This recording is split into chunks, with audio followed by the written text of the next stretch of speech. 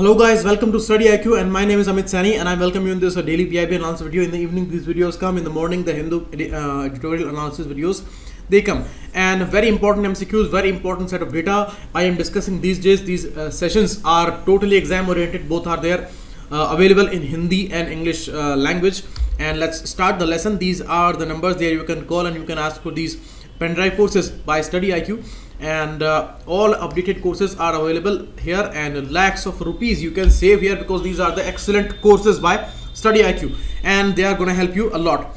Ways and means advances, this is the service by RBI, that's for sure, but it is not only for banks, it is for central government and the state government also. So this would be a wrong option. Second statement is okay because currently it is charged at the repo rate. Okay, look for the repo rate, you should know about that because many questions are asked. You see, ways and means advances, it's a mechanism since 1997 and it replaced the earlier T-bill system that was raised by these governments and banks from RBI. So that was replaced by this WMA system. It's a credit policy to provide to states, banks and the central government for their temporary mismatch in the cash flow of the receipts and payments. And under section 17(5) of the RBI Act 1934, two kinds of advances are there for the states, normal and special. In the special category, they need to submit their government securities, so that's important, and in the normal one they are given a particular share. And you see, there is a requirement of minimum balance also, and according to that the RBI, it advances these means to states and in both these categories. So there are limits also, and this overdraft facility is also extended to center and state government both, according to the section 17(5) of the RBI Act, the same act here. Okay, currently at the repo rate it is charged, and you see, important statement is that it is not a source of finance but it's a support during the emergency situations where they are short of some receipts, and since April 1997 it is going on. Next, Tipline, it is a service to curb the fake news and it is by WhatsApp. It is working with Proto, it's a startup in India, and they both are working to curb these fake news before the elections of Lok Sabha 2019. So that's important, and you see they have come up with the helpline also, and anybody can submit any kind of news to this Tipline service, and after that they are going to take some action here. Next, Global Food Crisis Report, it is by FAO, European Union and the World Food Program. So combinedly they release it, and it's a new report. Recently they started it, and you see many conflicts are going on in just 8 countries: Afghanistan, Congo, Ethiopia, Nigeria, South Korea, Sudan, and Sudan, Syria and Yemen. All countries mired with these conflicts, and the maximum trouble of the acute hunger is there in these countries. Around 2/3 share is by these countries only 8 countries, and total number is 143 million people according to the report in the whole world, and the data of North Korea and Venezuela is not there. Means it is nearly 20 crore people in this world who are facing acute hunger, and the number is around 42 countries plus these countries where the data is not available for them. So it is covering 42 countries, and consistently it has been more than 100 million for the last 3 years. So that's very unfortunate. And in 2017 it was 124 million people only. Not only, but if we compare it with the present numbers, which are touching around 15 crore people. And the background is, global report is produced each year by Global Network Against Food Crisis, and you see these are the partners. All these organizations and programs, initiatives, they are helping in creating this report, and they have given the definition of chronic hunger also. If people are not able to consume enough food to maintain a good, normal and active lifestyle, then for extended period of time, if the condition remains like that, then these people are chronically hungry. Next, India is the second largest manufacturer of the mobile systems, and this is a wrong statement. Second one is again wrong, because India import lithium-ion batteries from China, Japan and Taiwan, these countries, and now we have signed a memorandum of agreement with Bolivia country. Bolivia has 60% of the reservoirs. Okay, and you see reserves, not reservoirs, reserves, and presently it is not producing that much. So we are going to help it, and we will take these lithium metal from there. It is the lightest known metal, okay. So we will have this particular share from here, because we are going to help them in producing this, because they have enormous reserves but they are not producing it. So this memorandum of agreement is going to be very, very important. Why? Because 2030 is the year where we have targeted 40% energy mix, and we would need a lot of electric vehicles for that, and for electric vehicles we would need batteries, and for batteries we need lithium, and in the mobiles also we need batteries and we need lithium. So in both these important targets we need a lot of lithium. So this memorandum of agreement is going to be very, very important. Memorandum of understanding it is not MOA, it's MOU. Okay, so that's important. And our president is on the tour of South American countries, Chile, Bolivia, Argentina. They are having this reserves. Next, International Renewable Energy Conference. It is by a particular think tank called REN21, and the conference held in 2010 in India, also in New Delhi, not Mumbai. So this is a wrong statement. Only one is the correct answer here. It is especially for the renewable energy sector. As I discussed with you in the last lecture, that REN21 was created for the 21st century, and energy policy network they are discussing, they are making policies on, and they are helping these stakeholders here. And worldwide it is working. And you see, after 2002 Johannesburg Summit on Sustainable Development, it was accepted that renewable energy is the most crucial aspect of the sustainable future. Without renewable energy it is not possible. So after 2002 there has been a dramatic increase in the renewable energy sector. We have also created many targets for us, as 75 gigawatt target is there, and the FAME scheme we have launched, and our determined contribution is there for the climate change also. So there also renewable energy is going to be the most important player. Okay, and the Delhi summit was called Direct 2010. So that's important. Next, the Newgen Mobility Summit.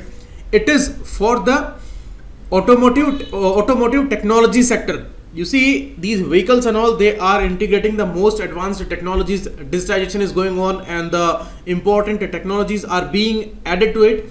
So this important summit is the most important one in the automotive technology sector, and this is International Center for Automotive Technology, ICAT, that is organizing this Newgen Mobility Summit of 2019, and it is there in Manesar. You see, it's a division of NATRIP Implementation Society.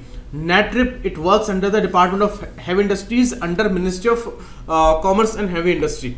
So that you should remember. And they are discussing all future areas like connected mobility, autonomous vehicles, electric mobility, alternative fuels, intelligent transport systems. All are important advanced areas. So in the mains and prelims, in both they may ask you that what is Newgen Mobility Summit and who is organizing it, which important ministry is associated with it, and this is the answer here.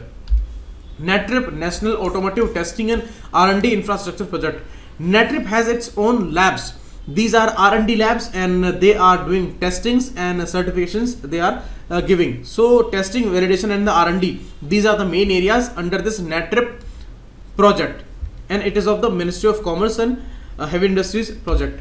Next, Finance Commission, a very important meeting has been held, and a roundtable conference is going on regarding the partnership with World Bank, OECD and ADB. You see, they are helping a lot in many sectors. They are giving grants and all. And Financial Commission, as you see, this Finance Commission, according to Article 280, President appoints Finance Commission, and the main task of Finance Commission is that this vertical and horizontal distribution of net proceeds of taxes between center and the states, that is decided by Finance Commission. That is actually advised by Finance Commission. Ultimately the government decides about that, but it advises that.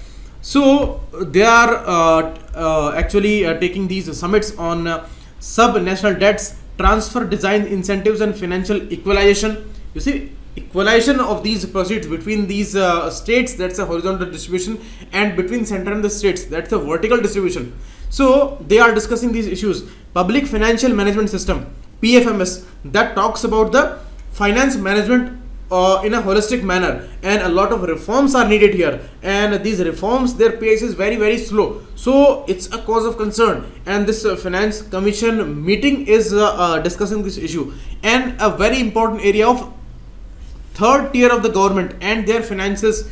You see, third tier means after this 73rd and 74th amendments, these local bodies, they got the constitutional status, and now their finances, they are under some stress after the GST implementation, because many taxes are subsumed under the GST phenomena. And you see, now they are discussing that how do we raise these this particular financial capability of these local governments. So this issue is going on, and they are talking everything regarding fiscal federalism, fiscal management, sound policies, intergovernmental transfers, and these important collaborations, partnerships with the bodies like World Bank, OECD, and ADB. So one of the most important conference is going on, and they have said that general government debt that should not exceed from 60% totally of the GDP. But you see, the condition today is that the cap is there for the central government about 40%, means they should not exceed from 40%, and for the states it is 20%. We had discussed it earlier also, that how much is the cap. So it should not rise more than 40%, but right now for the central government it is around 50%. 48.9% data is there, means they are more than 9% from the accepted limit. And for the states, there are varying numbers. They are like 46.3% with the Punjab, and 15.1% with Chhattisgarh. So between this particular range, they are varying, but the 20% cap should be there, and in total 40 plus 20, 60% should be there for both, as combinedly the number, means more than 60% should not be the debt for central and state government. So they are discussing, and the management of this particular debt should be there. So FRBM Act is very, very important here, and they are discussing all the frameworks, all the guidelines which should come up now. And you see, many issues are going on. NK Singh said that there should be some cap on the government's borrowing, and mainly the central government's borrowing, because not much restriction is there with the central government. They are raising any amount of money, and maybe they are taking advantage of some loopholes, accounting loopholes, and they are showing less number of fiscal deficits. Actually the deficit is too much, but they are showing some lesser numbers here. So these important suspicions are also going on. So this discussion is very, very important. And this imbalance, that is vertical and horizontal, both kind of imbalances are found, and the management of these imbalances should certainly be there. So the terms of reference Finance Commission is discussing here, and it is recommending the performance based incentives for the states, and anyhow they should come up with this particular balancing task. Pace of implementation of the reforms in the public finance management, they have been very, very slow, and they should move very fast. So for that, the mechanism they should evolve. And regarding the third tier of the government, I have told you that they are struggling with these finance, the local bodies, these panchayati systems and other local bodies. So they are finding it very, very difficult these days. Anyhow, the collection should move upwards. For that, they are finding new ways of taxation, that anyhow these things should be allowed to them. Okay, so that's very, very important. Now the MCQs. You see, this data of Finance Commission is very, very important. It is extremely important for the mains questions.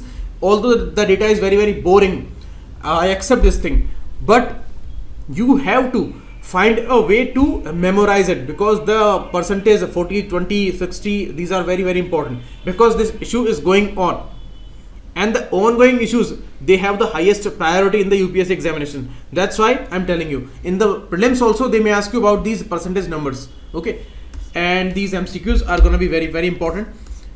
Find the answers, find the additional data. Directly or indirectly questions certainly are going to be there. This question is incomplete, and you see the options are same, only one, only two, both, or none. So choose here. A, B, C, D is given here. Okay, the two statements, 1 and 2. Thanks a lot. Keep watching. It was Amit Sani. Send me a request here in this particular group, and please share these lessons. If you like them, Please do not miss any of the lesson, and please share them as much as you can. It is for your advantage, and if these things are watched multiple times, then it would be beneficial for all of us. Thanks a lot. Keep watching to the Mitsani.